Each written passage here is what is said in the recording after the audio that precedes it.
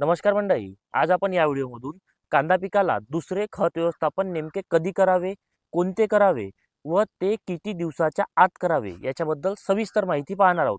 तुमच्यासाठी ही माहिती अतिशय महत्त्वाची होणार आहे, त्यामुळे तुम्ही हा व्हिडिओ शेवटपर्यंत नक्की बघा।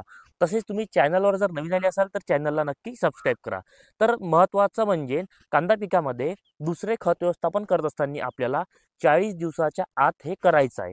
आता 40 दिवसाच्या आत का बरं? तर याचं कारण असं आहे की 40 दिवसाच्या आत जर आपण केलं तर त्याचा पुरेपूर फायदा हा आपल्या कांदा पिकाला होणार आहे। परंतु आपण जर 40 दिवसाच्या नंतर केलं तर काही खते असे असतात की ते 40 दिवसाच्या नंतर लागू होतं। तर आपला कांदा पीक हा जवळपास 120 दिवसात काढणीस येतो। मग ते आपल्या पिकाला उपयोगी कधी पडणार? तर यामुळे आपल्याला कांदा पिकाला दुसरा खताचा डोस हा 40 दिवसाच्या आत आपल्याला टाकून घेणे हे सगळ्यात महत्त्वाचं असते। तर आता नेमकं कांदा पिकाला खताचं व्यवस्थापन कोणतं करावं? कारण खतं तर भरपूर आहे, टाकायचे कोणते जेणेकरून रिझल्ट आपल्याला चांगला मिळेल? मी तुम्हाला या व्हिडिओमधून 3 ते 4 पर्याय हे देणार आहे। आता 3 ते 4 पर्याय देत असताना तुमच्या बाजारपेठेनुसार किंवा तुमच्या दुकानामध्ये किंवा तुम्ही जिथून खते घेता तर तिथे जे मिळेल ते तुम्ही घेऊ शकता। याच्यामध्ये काही आपण प्रॅक्टिकली जे अनुभव घेतलेले आहे आणि त्यांना त्याच्यापासून चांगलं उत्पादन आलं आहे ते सुद्धा मी तुम्हाला खत सांगणार आहे। त्याचप्रमाणे तुम्ही जे काही आपण रेग्युलर शेतकरी टाकतात ते सुद्धा मी तुम्हाला खताचं व्यवस्थापन या व्हिडिओमधून सांगणार आहे। तर सगळ्यात पहिला पर्याय मी तुम्हाला देतो, तो म्हणजेच तुम्ही 10-26-26च्या 2 बॅग म्हणजे 100 किलो प्रति एकरी तुम्ही याचा डोस घेऊ शकता। याच्यासोबत 50 किलो MOP पोटॅश म्हणजे म्युरेट ऑफ पोटॅश ज्याच्यामध्ये 60% पोटॅश असतं, तर हे तुम्ही घेऊ शकता।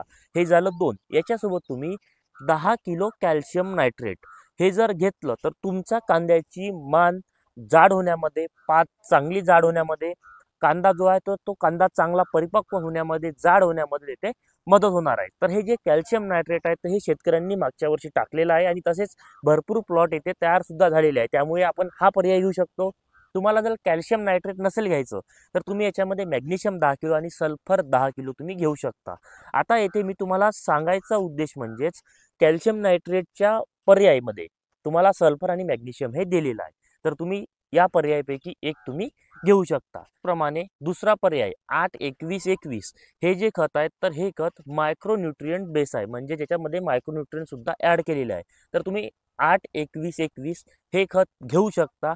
याच्यासोबत म्युरेट ऑफ पोटॅश तुम्ही 50 किलो घेऊ शकता, जेणेकरून आपल्या कांद्याची साईज चांगली होईल।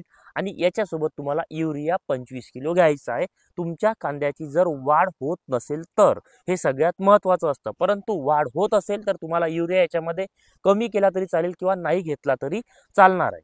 मी सांगितलेले जे खत व्यवस्थापन आहे तर हे खत व्यवस्थापन तुमच्या कांद्याची जी मान आहे तर ही मान जाड करण्यामध्ये, पातीची जाडी चांगली जाड करण्यासाठी, त्याचप्रमाणे कांद्याची साईज चांगली होण्यासाठी, कांदा हिरवेगार राहण्यासाठी हे खताचं व्यवस्थापन अतिशय महत्त्वाचं ठरणार आहे। त्यामुळे तुम्ही कांद्याला खत व्यवस्थापन करत असताना 40 दिवसाच्या आत तुम्हाला हे खत टाकणं पूर्णपणे अनिवार्य आहे। कारण तुम्ही जर 40 दिवसाच्या नंतर टाकलं तर तुम्हाला रिझल्ट हा थोडाफार कमी प्रमाणामध्ये हा येऊ शकतो। तर कांद्याच्या खत व्यवस्थापनाबद्दल तुमच्यासाठी थोडीशी माहिती होती। तर तुम्हाला जर ही माहिती आवडली असेल तर आपल्या चॅनलला सबस्क्राईब करा।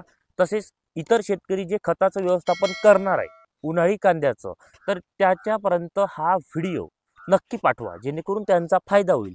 व्हिडिओमध्ये सांगितलेले खत जास्त काही महाग नाही। 2025 मध्ये खताच्या किमती वाढल्या, परंतु काही खतांच्या किमती वाढल्या। याच्यामध्ये DAP वगैरे 1350 रुपयाने दरानेच चालू आहे, आता मी न्यूज वाचल्याप्रमाणे। तर तुम्हाला जर खताचं व्यवस्थापन करायचं असेल तर मी सांगितल्याप्रमाणे तुम्ही करू शकता। तसेच तुम्ही याच्या व्यतिरिक्त कोणते खत आपल्या कांदा पिकाला दुसऱ्या खत व्यवस्थापनामध्ये टाकता हे सुद्धा मला कमेंटमध्ये नक्की सांगा। व्हिडिओ आवडला असेल तर नक्की इतर शेतकऱ्यांपर्यंत शेअर करून चॅनलला नक्की सबस्क्राईब करा। तुमचा शेतकरी मित्र राहुल शिंदे, धन्यवाद।